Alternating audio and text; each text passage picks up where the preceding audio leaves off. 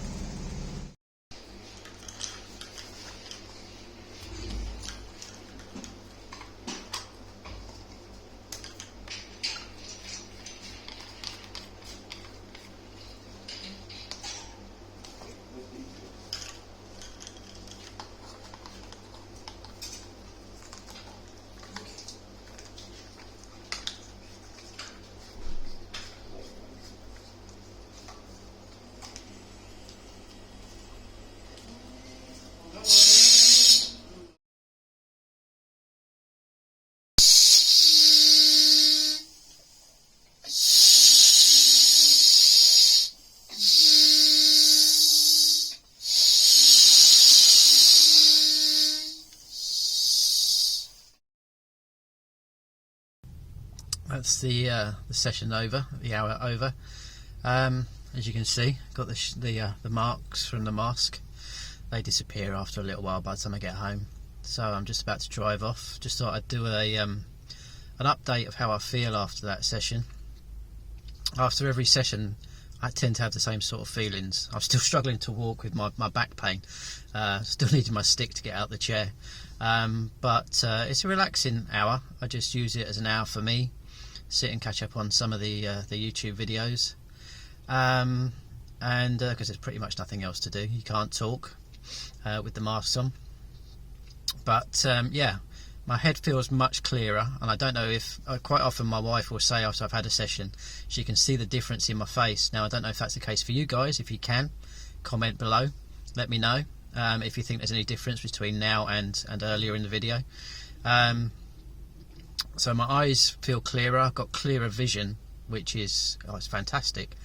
It feels like I'm not struggling with my vision as I normally am. I do feel a bit lighter, not as fatigued, so it's relieved that a bit as well. Now the challenge is to see how long that lasts, because when I was doing the intensive, it builds up, and as I said earlier, after the first session I felt able to walk more securely, more stably without my stick. The pain's still there, so I'm still going to need it for the stability side of things, but my balance feels better immediately after the session. So yeah, I'll do an update probably tomorrow when I go for a walk on how I'm feeling post session. Got another session booked for the next 8 Tuesdays in the morning, to see if that will help sort of bring back at least some of the improved function I had after doing the intensive last year.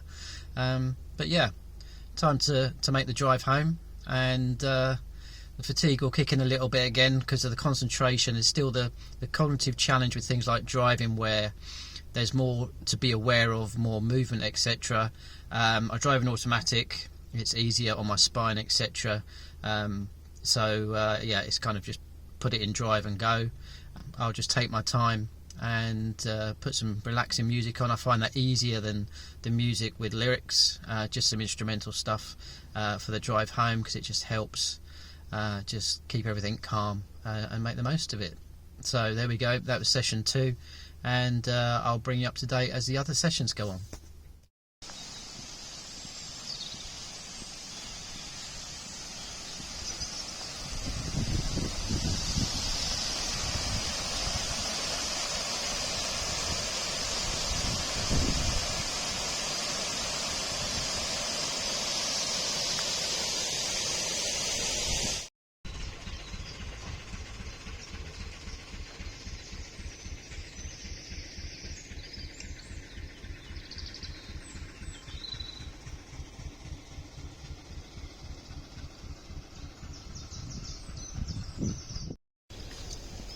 Hi everybody, welcome to the update. It's now 2 days after the session 2 of the hyperbaric oxygen therapy. Yeah, still feeling the benefits of it. Doesn't look like it to most people. But this is where, like I said when I was talking to you from the car, after the session or before the session, can't remember which bit, you have to sort of go inside and work out what's what, what's causing what pain, what fatigue, etc. As far as the oxygen therapy goes, my head is, I can separate that out because I've had that experience before. Yeah, the oxygen therapy, head is still, I can still feel the clarity that was there, I feel a little bit more awake. My vision is sort of returning to the challenges I had before the oxygen therapy. You remember, it was I felt really clear and focused, but that's because things like sitting, walking, etc., they all agitate my spine, so that impacts the vision and my brain, etc. But yeah, still got that sort of, it's hard to explain because with the fatigue, but still got that sort of lighter feeling within me. However, I'm out for a walk, but because as they say, use it or lose it, I'm determined to keep going as much as I can. I haven't got the camera today, I'm not out for photography, because that'd be way too heavy on my spine, but the sensitivity, the massive amount of sensitivity in my spine, struggling to walk, still got my stick, so but I'm just out for some fresh air along the canal, which you'll have seen in the B-roll that I've just put on the video. And yeah, that's really affecting my head too, because it literally resonates from the base of my spine all the way up to my head, and I can feel it. The only way I can describe it at the minute is it's like a pounding effect, but it's just like something scrambling my head, scrambling my brain. Anyway, what I've done following the incident of my legs buckling under me a few weeks ago, and feeling unsteady since, talking to the GP, they have referred me to neurology, but yesterday I did a self-referral to MSK, musculoskeletal, that's not easy to say with brain fog, and for them, because the doctor did mention if anyone's going to MRI my spine for further investigation to rule out that it's nothing but fibro, then it would be MSK. So I thought, well, rather than wait for neurology, which could take, well, let's face it, 1-2 years maybe, even though I'm still under them, I have no idea what the timescale is going to be, hopefully sooner. I thought, well, I'll just get both balls rolling, so that's what I've done. Anyway, that's that. The oxygen therapy is nice, it's relaxing when you're in there, it does benefit you in some ways. It can tail off, but that's a case of keeping it going. Unfortunately, financially, after this 10, I'm not sure where I'll stand, but it's a case of them revisiting if I have a really rough period, or, heaven help me, have another virus that knocks me out as bad as the one in February did.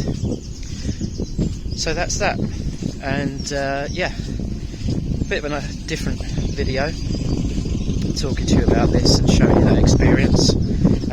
Might appeal to the photographers among you, but the next few videos are definitely photography related. 2 will be coming with me for walks through Bluebell Wood. Bluebell season's come early this year, so I've got a couple of videos in the pipeline for that, and then I'm just finishing the scripts for a couple of videos from London. Not much video, unfortunately, because of the overload, but there'll be some pretty colourful experience. I'll say that, but the way I've processed some of the images, I've desaturated slightly, but they're one of them's event focused, and one is a location that I wasn't aware of until somebody mentioned it at Photographic Club the other week, so a couple of us went down to explore and had to play my fisheye lens. So take care of yourselves, and I'll see you in the next video.